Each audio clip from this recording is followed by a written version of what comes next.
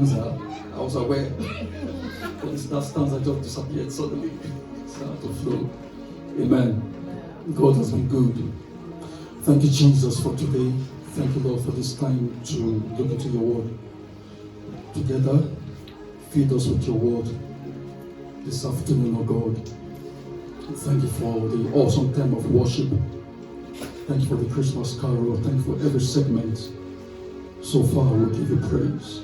Lord, we ask you, God, that you take your place, oh God, have your way, oh God, and minister to us, and let your word have an impact in our lives today.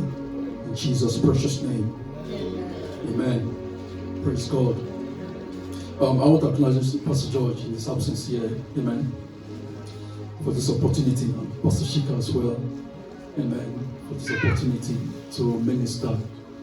Amen. Hallelujah.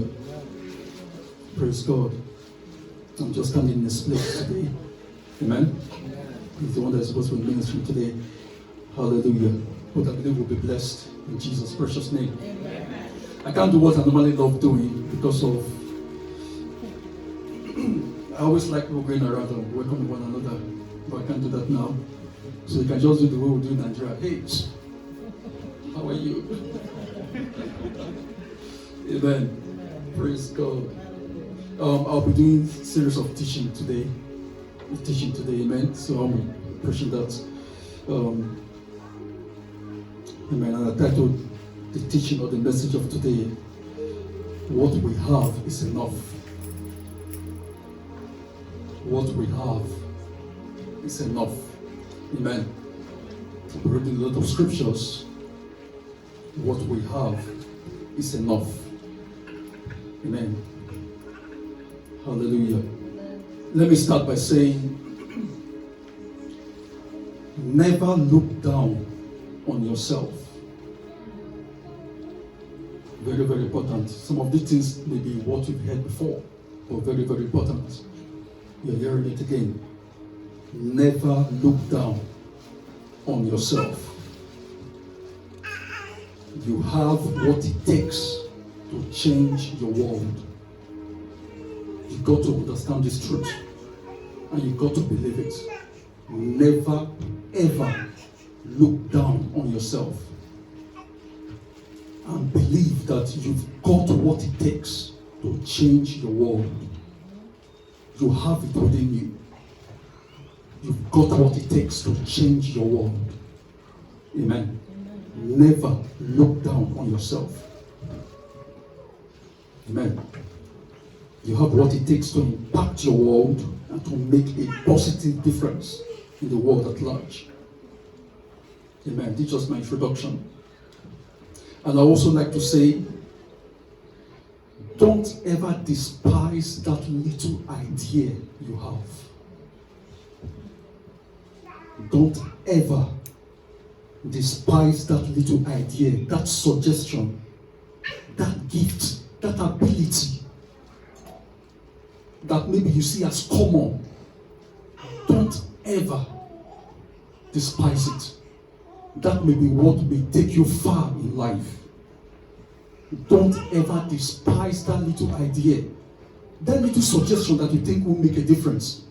That may be what will turn your company around. Don't ever despise that little gift. Amen. Don't despise that voice. That may be what will bring you to the world stage. Amen. Don't ever despise yourself. That may just be what you need to make a huge difference in your life and the life of others. Amen. Don't play with these words. And I also want to say, never, because this is what I'm saying, these are things I try to live by. Never talk down on yourself. And never allow anyone to talk you down. Amen. Never. Never. Amen. Paul was talking to Timothy. He said, let no man despise thy youth. He was telling him, don't allow anybody to despise you. If you feel they want to despise you, walk away. Let no one despise you. Paul was telling Timothy that. He said, let no man, in other words, he was telling Timothy, you are the one that have the responsibility to ensure that no one despise your youth. Let no man despise the youth. Amen. And I love to read that in 1 Timothy chapter 4, verse 12. He said, let no one, read it from the Amplified, let no one despise or think less of you because of your youth. Amen. Then it says, but be thou an example, a pattern for the believers in speech, in conduct, in love, in faith, and in purity. He said, let no one think less of you. Very, very important. Amen. You get to know who you are in Christ. Amen. You got to know who you are in Christ Jesus. Praise God. There's a song that I love so much. She said, I know who I am. You got to know who you are. Amen. You got to know who you are in Christ Jesus. Praise God. And I also want to say, someone once said, God finished everything about you before he started you in your mother's womb. He finished everything about you. So God made every provision for you before you were conceived in your mother's womb. A good example was Adam. When he created Adam, before he created Adam, he had finished all creation before he created Adam and placed Adam in the garden. That is the way God operates. Somebody once gave a description that I love so much. He said, God has already finished you before he started you. He had already finished everything about you before he started you. So it's like saying all things are ready before God permitted you to be conceived in your mother's womb. So you can't really lack anything. Amen. Praise God. Let's read, well, we won't read that because of time. Amen. But from 2 Kings. Okay, I'm going straight to my main message. What we have is enough. My first point. I want to look at the woman with a little jar of oil. From 2 Kings chapter 4, verse 1 to 7. Amen.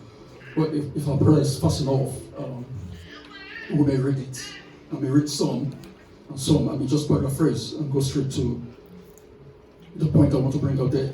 Amen. 2 Kings chapter 2 Kings chapter 4, verse 1 to 7. It says, now there cried a certain woman of the wives of the sons of the prophets unto Elisha, saying, thy servant my husband is dead, and thou knowest that thy servant did fear the Lord, and the creditor is come to take unto him my 2 sons to be bondmen.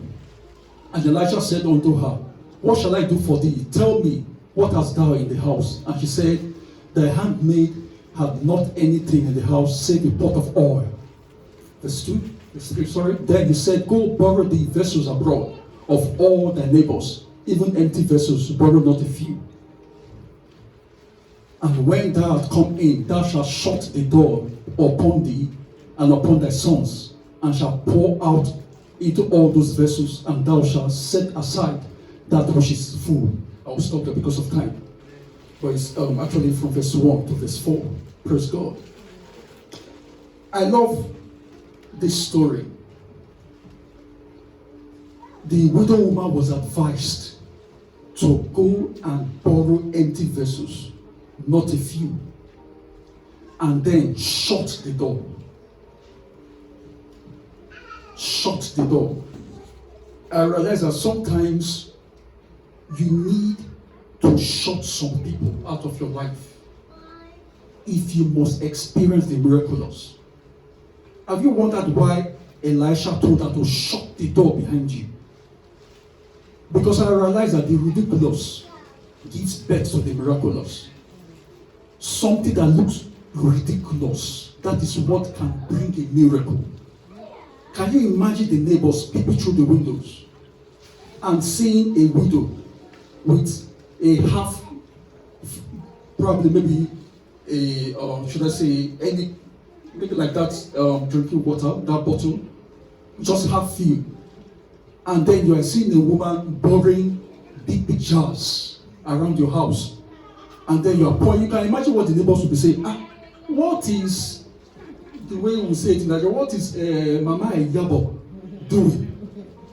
Pouring, that mockery, and it may affect her. So, will this thing really work?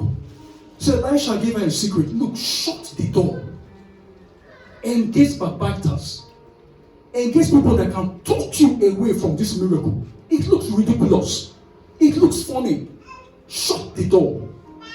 Amen. So there's some people you need to shut out of your lives, because why? They may kill your dreams. In fact, there's some people you should never share your dreams with. You should never share your dreams with them, because they will kill that dream. Their desire is not everybody that really desire, or it's not really everybody that wants you to make it in life. Even some family members. There's a scripture I fear so much. The Bible says a man's enemy is in his own house. I fear that scripture. A man's enemy is in his own house. A man's enemy.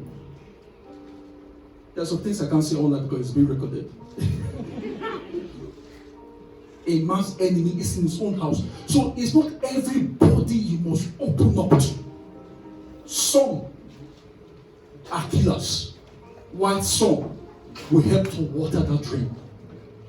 You got to recognize them.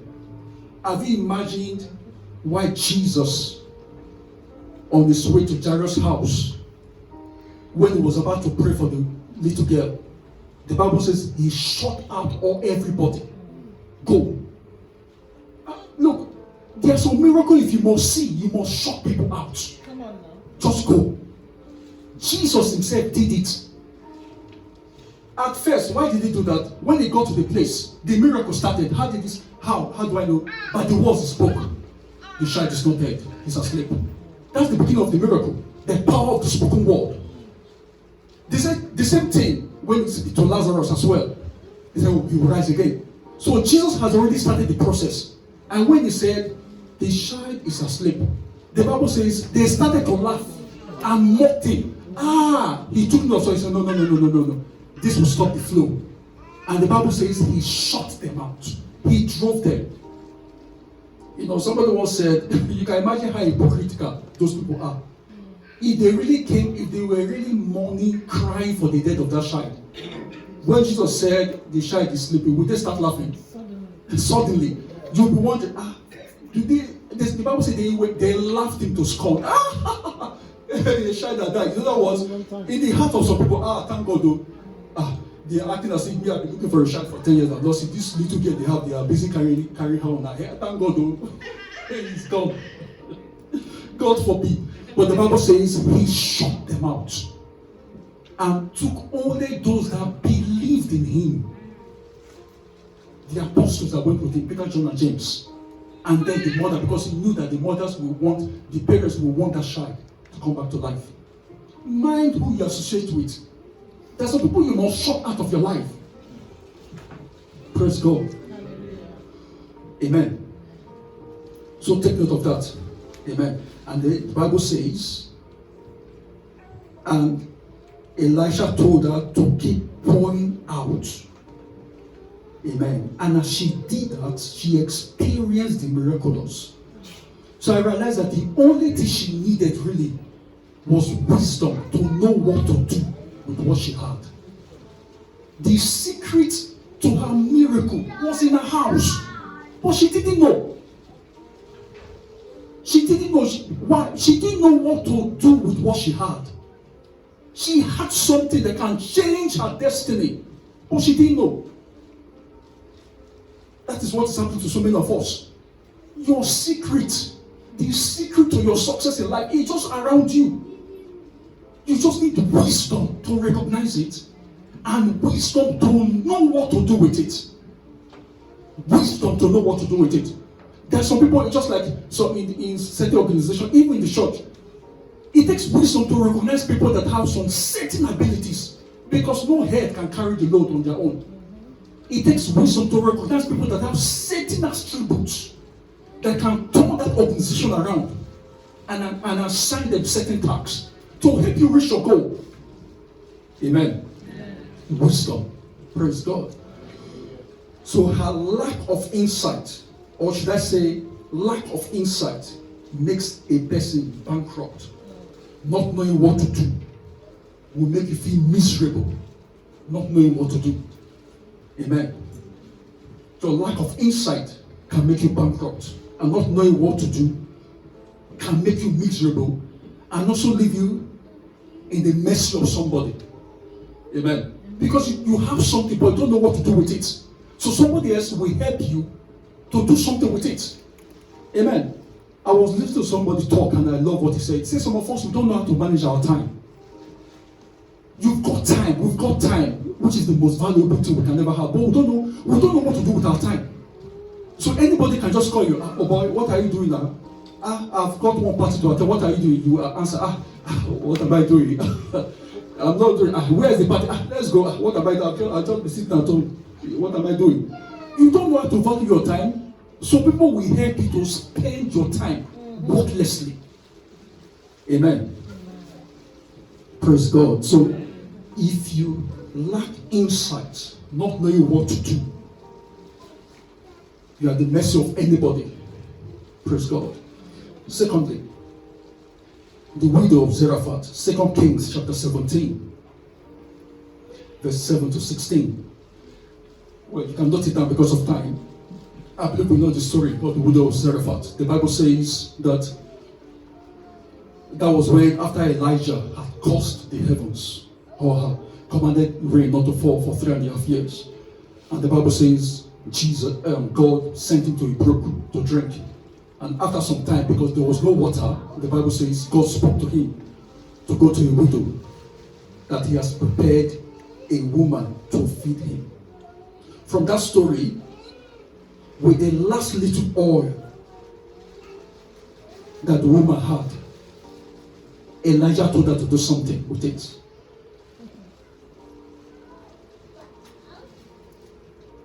The last little oil she had, Elijah advised her to do something with it if she must continue living with her son.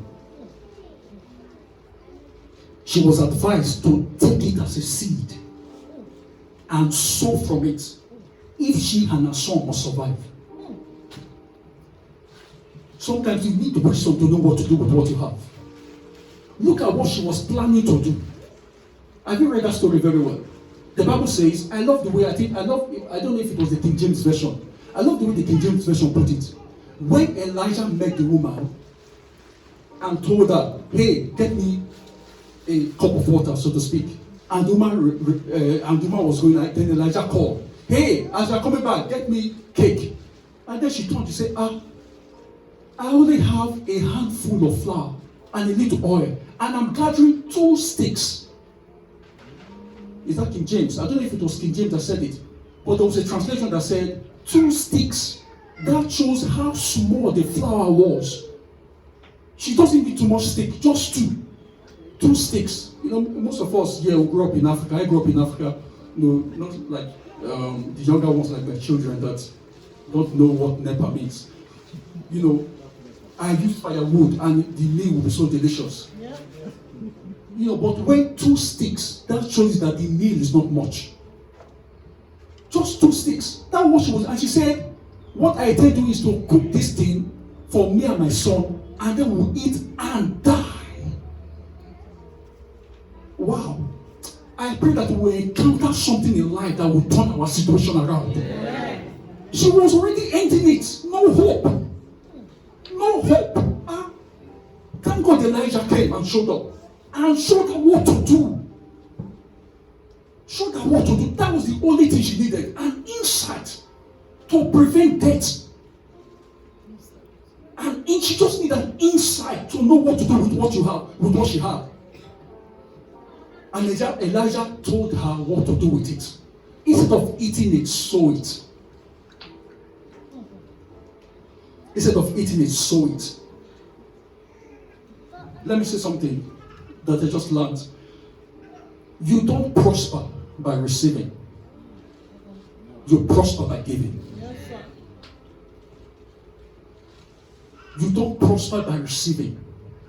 You prosper by giving. Amen. Amen. Look at what the book of Proverbs chapter 11, 24 to 25 says. I'll read it from the Amplified.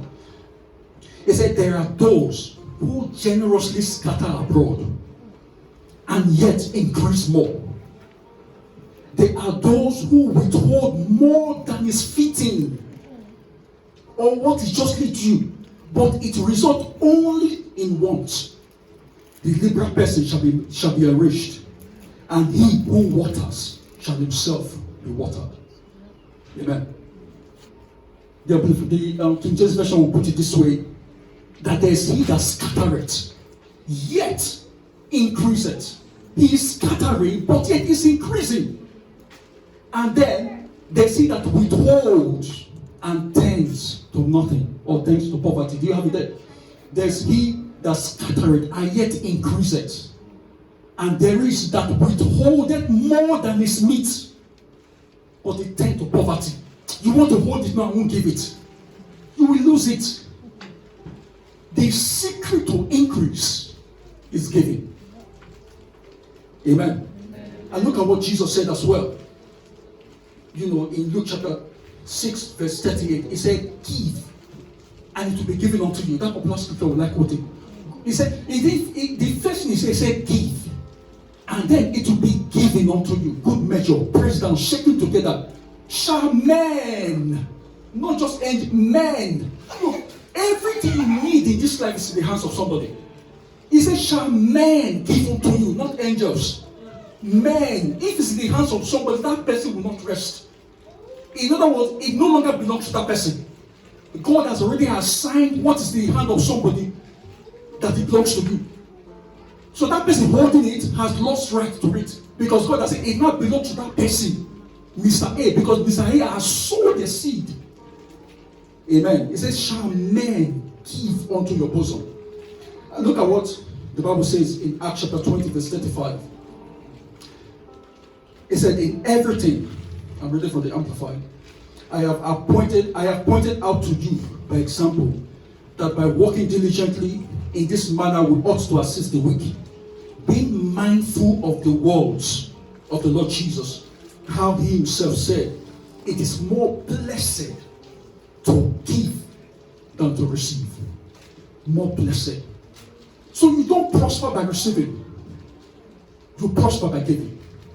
Amen. You prosper by giving. Praise God. You prosper by giving. So this woman learned a secret. She learned a secret. She said, wow, I don't need to die anymore. I don't need to die anymore.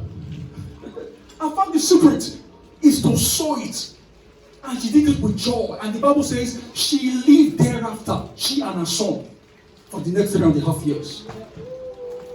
Sorry, I sweat a lot, and I thought being winter, I won't be sweating. Praise God. So she learned a secret. Amen. She learned a secret. Praise God. You know, I love the story of somebody. Well, let me say it. It's okay. I learned something. I want to encourage everybody. You know, read wide. Listen to messages wide. And every pastor George even says it. Listen to messages wide.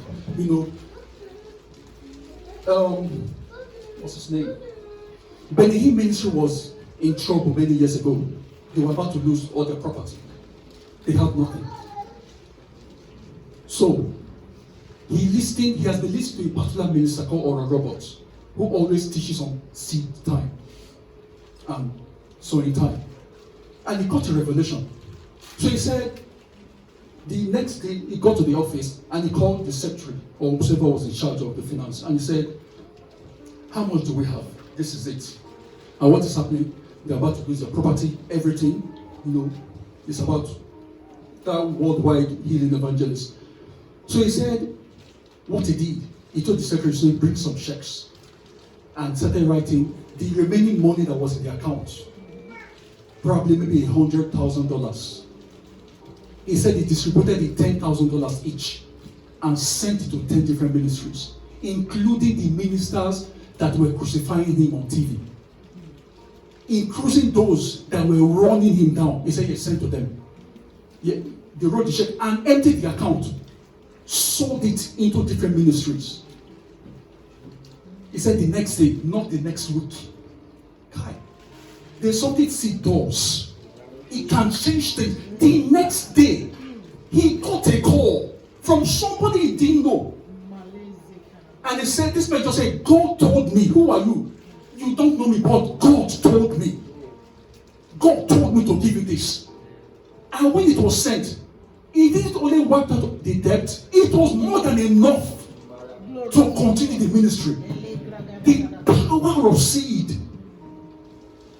He that held it tended to poverty, but there's he that scattereth. Kai, see secrets.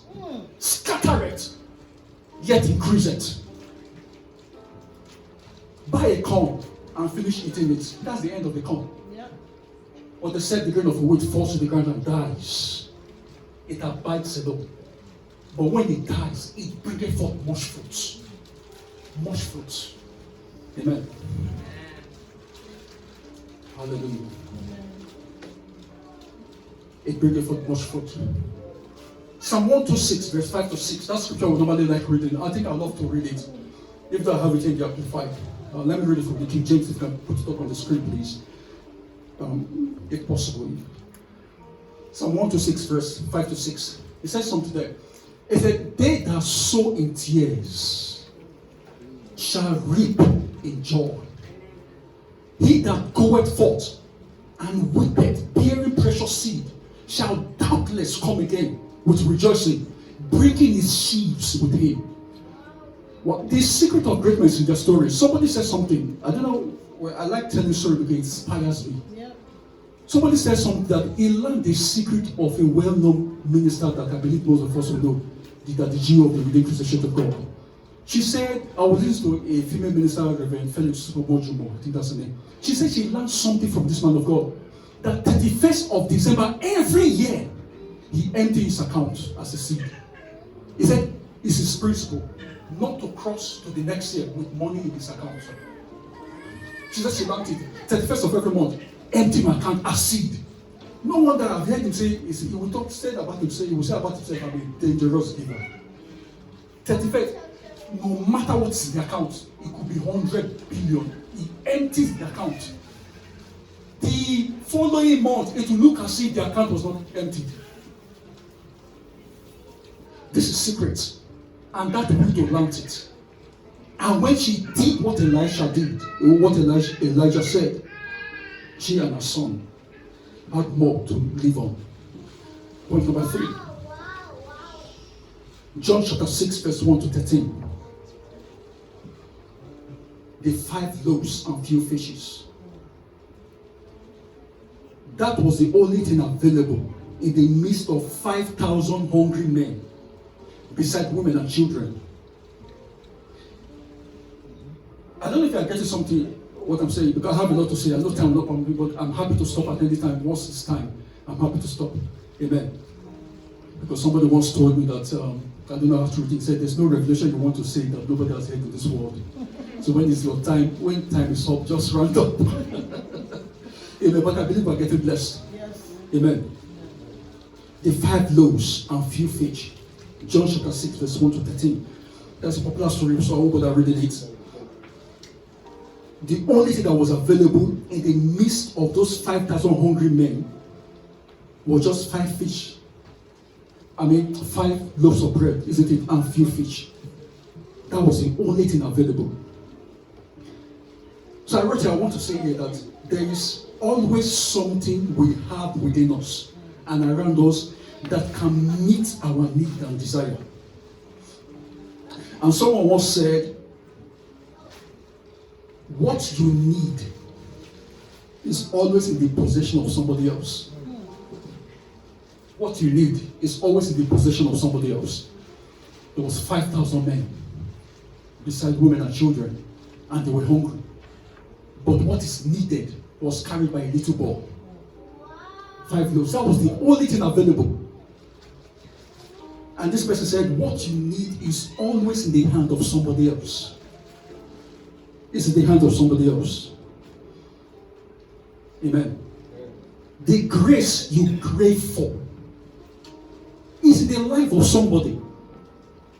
The grace you are craving for is in the life of somebody. Somebody carries that grace. That's why I started by saying everything we need in this life is already available. The grace you are craving for is upon somebody.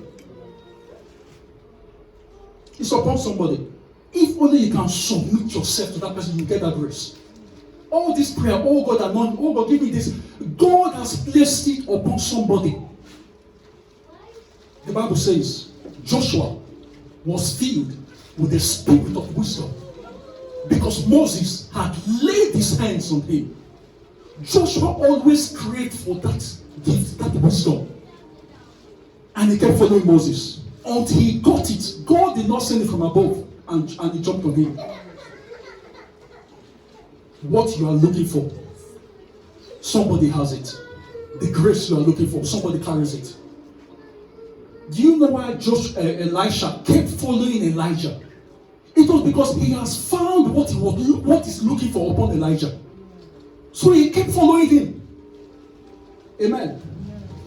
I don't know whether you've taken time to read the story of Elisha, his miracles and everything. I don't know whether you've observed anything.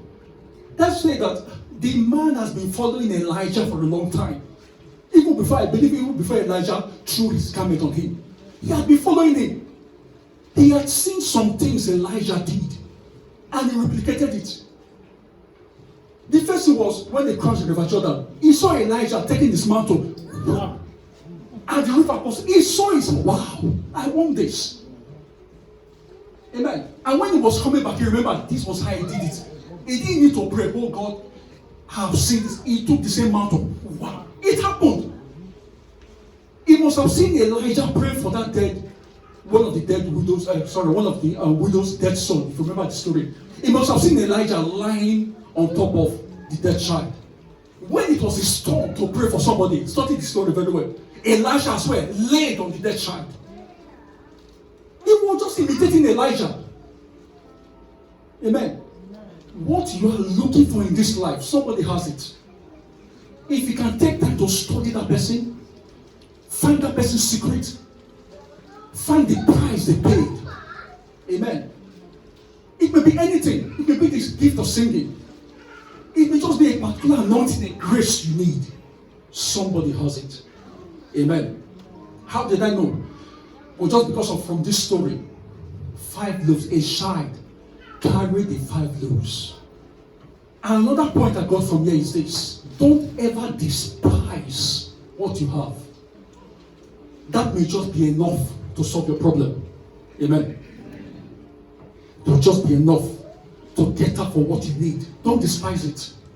Know what to do with it. Because the apostles despised that loaves. Do you know what they said? They said, Master, we've got a little boy here with 5 loaves. And was it Andrew? I'm not sure. Said, and what is this compared to 5,000 hungry men? But the Bible says Jesus knew what to do. Instead of despising what was available. I don't know why this word just came now. There are some men, they despise what they have. Their wives. And that may just be the person you need to get to the next level. Amen.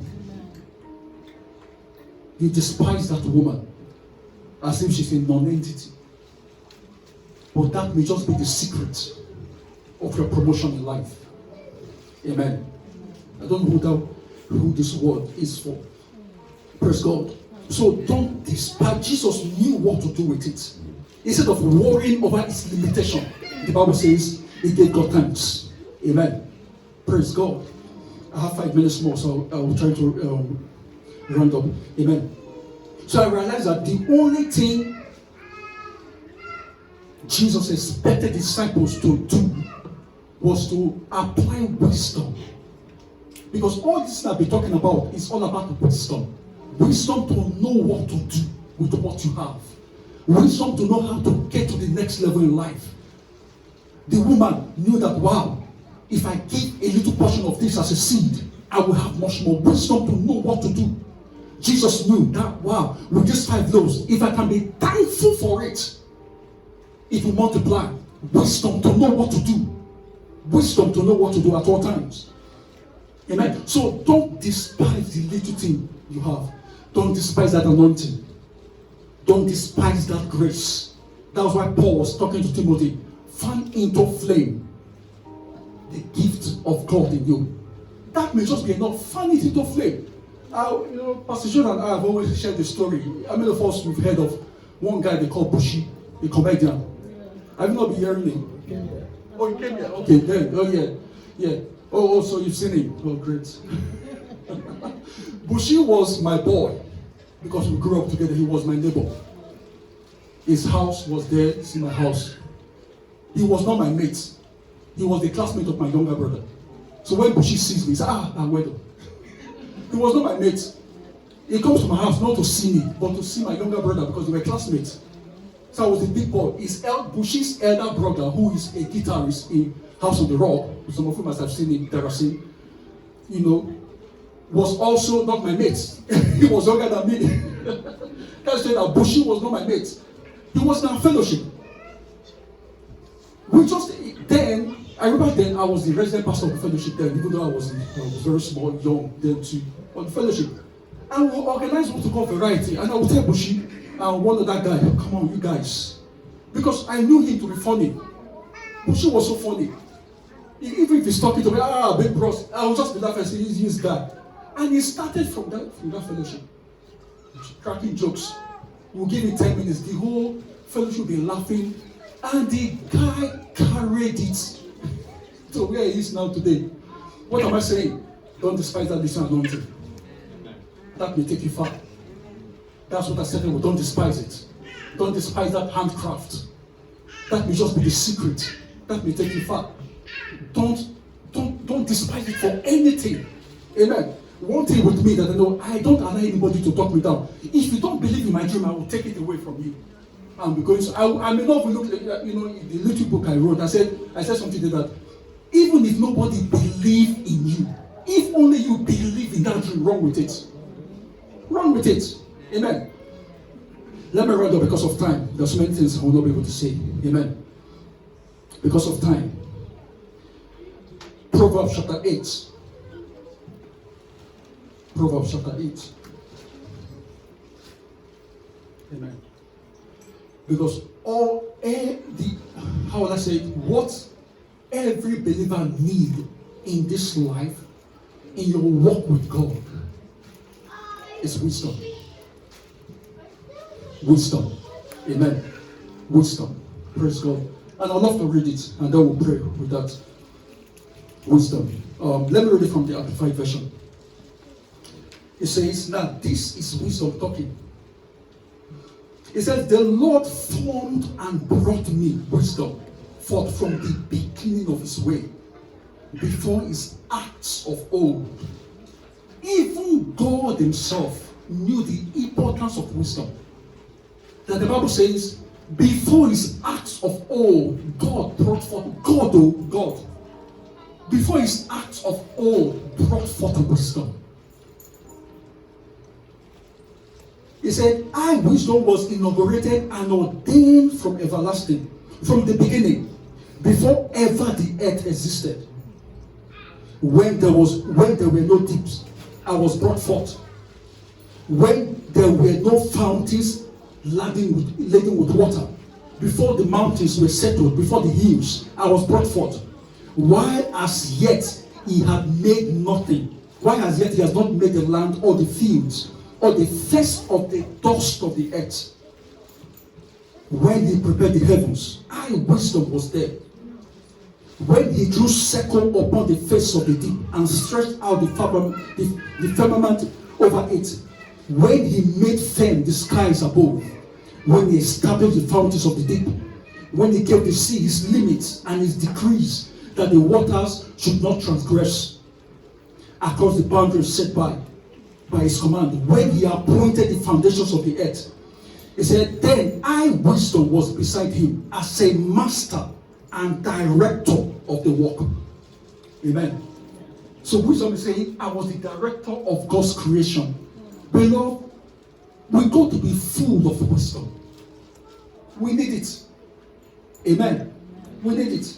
And if I can jump, if I don't, I'm not sure the verse now, I didn't write the verse here. But if I read down, wisdom still talking, he said that I, wisdom, was beside him. Okay. He said, I was daily his delight, rejoicing before him always, rejoicing in his habited earth, and delighting in the sons of men. Delighting in the sons of men. Amen.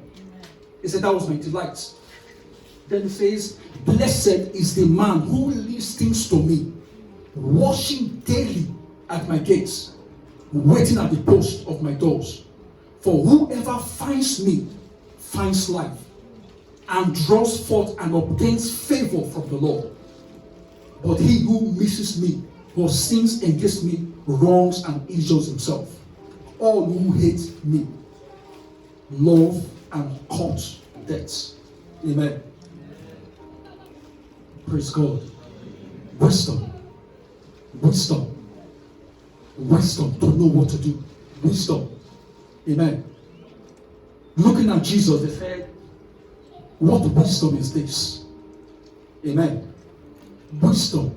Wisdom will enable you to know what to do. That thing that you think is nothing can turn around to become something that is so awesome that it will amaze you. The only thing Solomon asked for when God appeared to him in a dream and told him, ask for anything, he just said, oh God, give me wisdom. And God was pleased with that. Amen. I pray that God will fill our lives with wisdom in the name of Jesus. And things will turn around for our good in Jesus' precious name. Can we rise up? Just want to take some, maybe one or two prayers in our handover. Amen. Hallelujah. I don't know if we have been blessed with this short teaching. Yes. Hallelujah. Amen. Certain points I brought out. Amen. Amen. Hallelujah. Thank you, Jesus. We give you praise. We give you glory. I just want to just open your mouth and just pray, oh God, give me grace, give me the wisdom not to despise what is placed in my life. The wisdom to recognize, open my eyes to see the secret that is within me, to see the secret that is in my hands, the secret you've placed in my hands, the secret to open my eyes to see it. Balagado Shagadaya. Open my understanding. Libalagado Sutelibragadaya. Makato Shagadaya Bade. To make it easy for us, just say, oh God, open my understanding to your word. Because God has placed so many secrets in his word. The psalmist was saying, say, open my eyes that I may behold great and wondrous things from your word. So just say, oh God, open my eyes. Open my eyes. Open my eyes to encounter secrets from your word.